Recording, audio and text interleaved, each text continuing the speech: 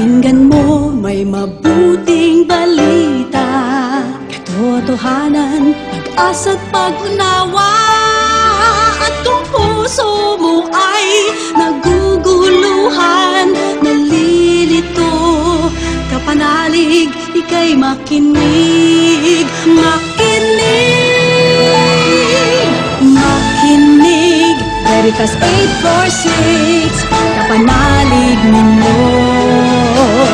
Makinig, Veritas 846, radyo totoo, lahat ng kailangan mo. Balitang totoo, tulong na totoo, payong totoo.